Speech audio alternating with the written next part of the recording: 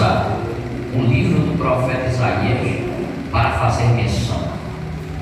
Porque Isaías ele recebeu esse título de profeta messiânico por mais profetizar a vinda do Senhor Jesus Cristo. Ora, do capítulo 1 ao capítulo 39, Isaías fala muito a respeito dos acontecimentos de ruínas, principalmente da região de Judá. Do capítulo 40 ao 66, ele profetiza mais a vinda do Messias. Por isso que ele recebe esse título e é certificado como profeta messiânico. Quem olha para mim, diga glória a Deus. Glória a Deus. E é certificado como profeta messiânico. Profeta maior como Ezequiel, como Jeremias, não porque ele era maior que os outros profetas menores, mas porque suas profecias de forma literária foram uma das mais escritas. Profeta da mini Bíblia, porque a Bíblia contém 66 livros e o livro de Isaías contém 66 capítulos. Mas é bem verdade que esse profeta ele tem uma mudança de certa forma radical ministerialmente falando a partir do capítulo 6. No capítulo 6 está escrito: no ano da morte do rei Uzias, eu vi o Senhor assentado sobre um alto e sublime trono. A orla das suas vestes encheu o templo. Serafins estavam por cima dele com 3 pares de asas. Com 2 cobriam seus olhos, com 2 cobriam seus pés, e com 2 batia e voava, e clamava uns aos outros, dizendo: Santo, Santo, Santo é o Senhor dos exércitos, e toda a terra está cheia da sua glória.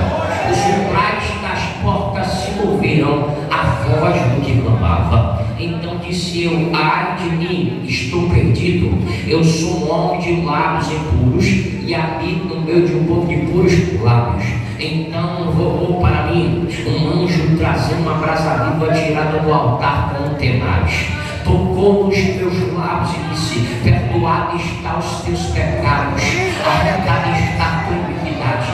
Depois ouvi a voz que dizia: a quem enviarei e quem há de por nós? Então disse eu: eis-me aqui, ó glória, envia-me a mim.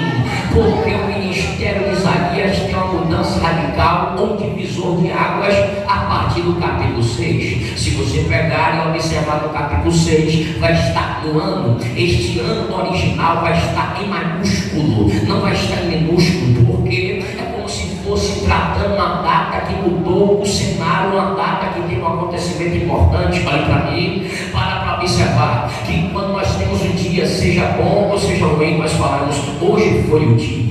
Já para observar, quando temos um mês abençoado, nós falamos: hoje esse mês foi o mês. Quando temos um ano que não foi tão bom ou foi ruim, nós falamos assim: esse ano foi o ano. O texto diz: no ano da morte do rei Uzias, está dizendo, este ano marcou a história de Isaías, porque Uzias, de certa forma, era o protetor, era o chefe de calção de Isaías.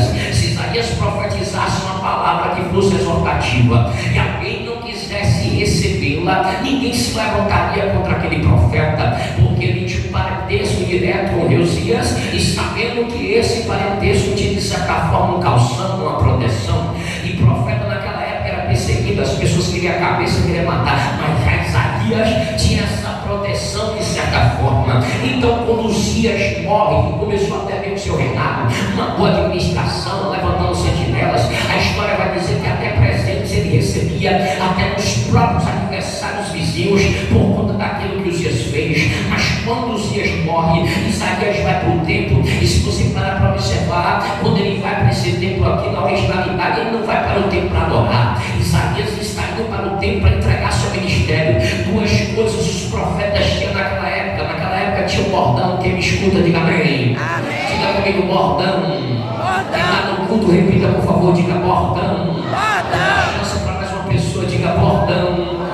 Outra coisa que o profeta não deixava faltar era vaso, diga vaso. Todo profeta tinha um bordão e tinha um vaso. E quando chegava um determinado momento, ele entendia que esse usado para alguém. Por quê? Porque naquela época o Espírito Santo falava por porção e por levantar alguém. Deus levantava um sacerdote, em seguida levantava outro sacerdote.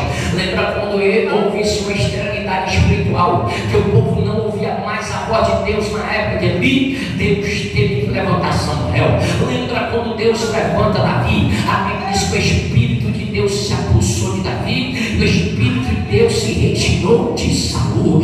Lembra quando Deus vai dar continuidade da história de Eliseu? Ele tira de certa forma a porção, não, ele recebe dobrada, mas Eliseu que recebe a voz profética. Ou seja, Deus levantava sacerdotes, juízes e profetas para falar com aquela nação. E nesse período aqui, Isaías de certa forma está dizendo: eu não vou pregar mais, eu vou entregar meu bordão de profeta.